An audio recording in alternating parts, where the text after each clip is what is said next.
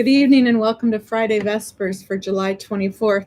Tonight we're going to be talking about flexibility in our lives and finding grace.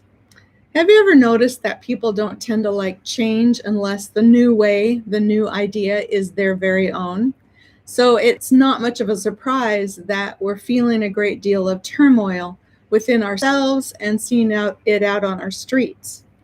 If you've skated through these past few months with nary a bruise, you're doing well.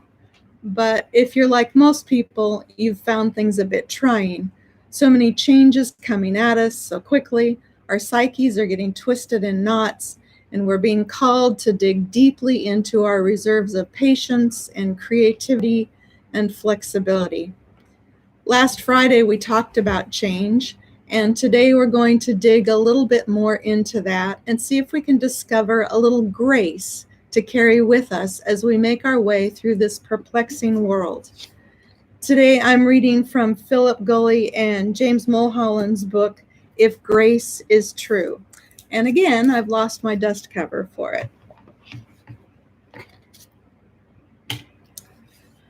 I know a man who hates change.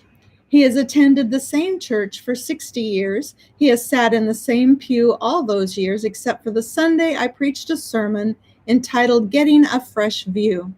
I began the sermon by asking everyone to move to a different pew. He hated that sermon. He fights change tooth and nail. When the music committee bought new hymnals, he refused to sing. When the worship hour was changed, he showed up at the same old time. When the church began a new prayer chain, he insisted on calling the old list. Needless to say, he hated my sermons on ultimate redemption. I tried several times to visit him and discuss our disagreement.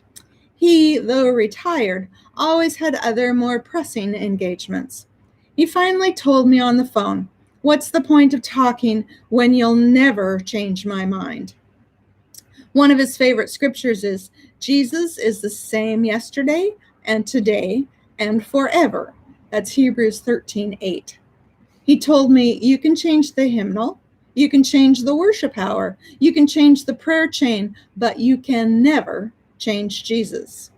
We disagreed about the hymnals, the worship hour, and the prayer chain. We agree about Jesus.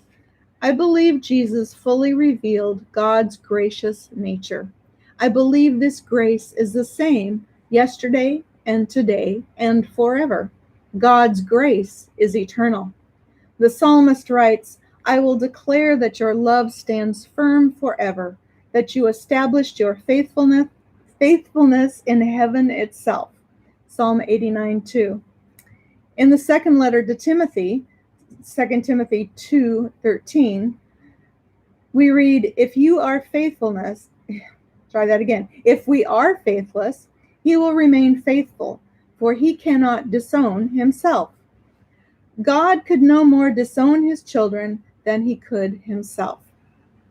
I remember when I first loved my children, it was not on the day when they climbed into my lap, hugged me, and said, I love you, Daddy.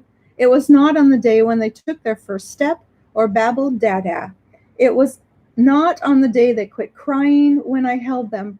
It was not on the day they were born. The first day I loved them was when my wife announced, we're going to have a baby. Such is the love of God. God has loved us from the very beginning while we were yet in the womb. He did not wait to see if we were lovable. He did not require us to earn his love. He did not reserve his love for some and deny it to others. God has loved all of us from the very beginning. God will love us to the end. Let's pause to take a few breaths of release and refreshment. May we breathe in God's Spirit. My dogs need a little bit of God's Spirit.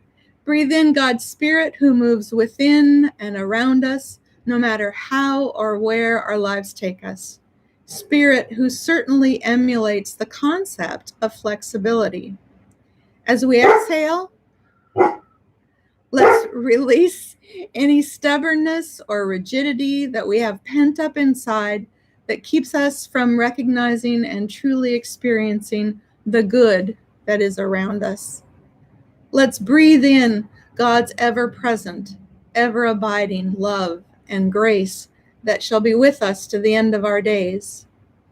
May your weekend be filled with that love and grace, and may you find the courage and the interest to learn something new, or look at something in a new way, or even to do something new and completely out of character for you, even if it's just sitting in a new place during worship.